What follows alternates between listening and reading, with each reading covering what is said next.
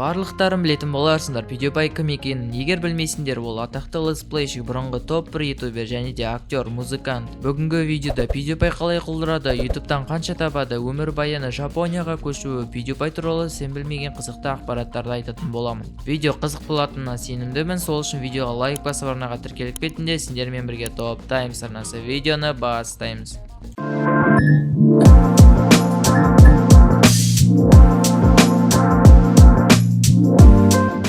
Феликс Кьельберг 1989 жылы 24 қазанда Швецияда дүниеге келген. Бала кезінде ол суретті жақсы салатын, оның балабақша тәрбиешілері суретші болады деп болжаған. Көбіне Феликс өз армандап жүрген бейне ойындарды жиі салатын, бала кезінде көп ауыратын және соның арқасында бейне ойындармен бос уақытын өткізетін. Бірақ та ойын Феликстің сабағына ешқашанда әсер етпейтін еді. Солай ол мектептен шыққан соң достарымен компьютер клубына барып сүйікті ойындарын ойнайтын. Феликс Гёлпурттағы жоғарғы білім беретін мектепте оқып жүрген кез еді. Жасөспірім шақта Феликс барлығына қызығушылығын жоғалтып алды. Яғни сабақ үлгерімі нашарлап, достарымен араласпайды, тіпті сурет салуға деген құлшынысы жоғалды. Солай барлығын өз қолына алмайынша ештеме өзгермеді. Ең бірінші сабақты өз қолына алып, физикадан 200 оқушының арасынан ең жоғарғы балл жинады. Бұл Чалмерс техникалық университетіне түсуіне әсер етті. Оның жетістіктері оны шабыттандырып, шығармашылық жұмыстарына қайта оралуға итермеледі. Солай ол Photoshop көмегімен бірнеше жобаларды жүзеге асырып, 2001 жылы студент видеоблог жүргізуге қызығушылық танытты. YouTube арнасын ашқанда жоспарлары тез бұзылды. Болашақ ютубердің өмірінде сурет салу сабақтары маңызды рөл атқарды. Себебі ол суреттерін сату арқылы компьютер, жаңа девайстар, арзан веб-камера сатып алды. 2010 жылдың 29 сәуірінде Феликс өзінің PewDiePie атты каналын ашады. Бұл каналда әртүрлі ойындарды өтіп YouTube-қа жүктейтін. Феликстің айтуы бойынша алғашқы видеоларында сөйлеуге қатты ұялған, бірақ та көрермендері жақсы пікірлер жазып, барынша қолдау білдірген. Оның каналындағы формат көрермендердің қызығушылығын арттырды.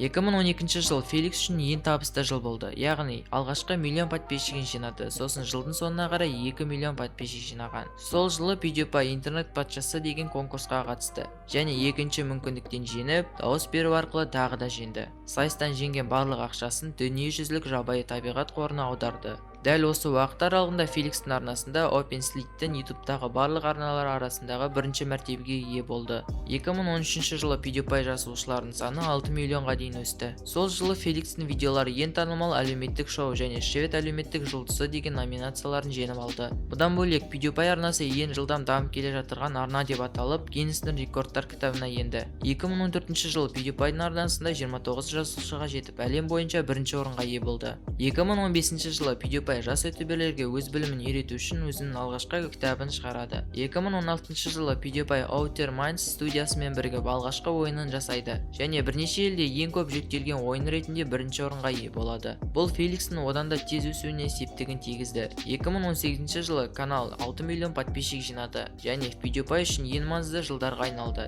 Себебі PewDiePie жылдан дамып келе жатырған тез-серісті байқайды. Осыдан кейін көрермендері және ютубер достары оған қолдау білдірді. Осы уақыт аралығында 23 миллион жаңа жазылушы қосылды. Бірақ та 2019 жылы 14 сәуірде PewDiePie бірінші орыннан түсіп кетеді. Бұл нәтиже PewDiePie үшін де және көрермендеріне ауыр тиеді.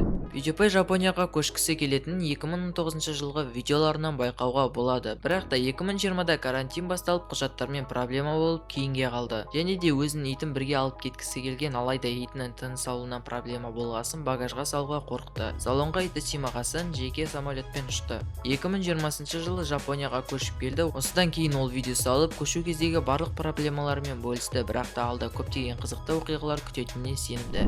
Енді PewDiePie 2020 жылғы статистика бойынша қанша табады, сол туралы айтайын. Қазір жылдық табысы 5 миллион мен 8 миллион арасын құрайды. Бірақ та оның фанаттары одан да көп табады дейді, яғни 20 миллион мен 23 миллион арасында деп. PewDiePie'дің жалпы байлығы 56 миллион долларға жеткен. Қазір өздерінде көрген боларсында PewDiePie'дің активі түсіп кеткенін, бұрындары 10 миллионнан көп просмотр жинайтын. Қазір әрі кетсе 3-4 миллион адам қарайды. Ито оның контентіне бола емес, PewDiePie үшін, яғни бұрынғы подписчиктері көріп жүреді. Каналындағы статистика кәдімгідей түсіп кетті. Тіпті осы жылы подписчик саны өзгермеген. Бұның себебін өз ойыммен түсіндірейін. Бірінші, оның контенті заманауи емес, яғни жаңаша контенттер жасамайды. Мысалы, MrBeast әр видеосында ерекше етіп жасайды. Сол үшін де PewDiePie'дің актуалдылығы бұрынғыдай емес, уже жоғалды деп айтсам да болады. Міне, видеода аяқталды. Видеоны лайк басып арнаға тіркеліп кетіңдер және видео туралы өз пікірлеріңді білдіріңдер. Сендермен болған Top Times арнасы. Келесі кездескенше.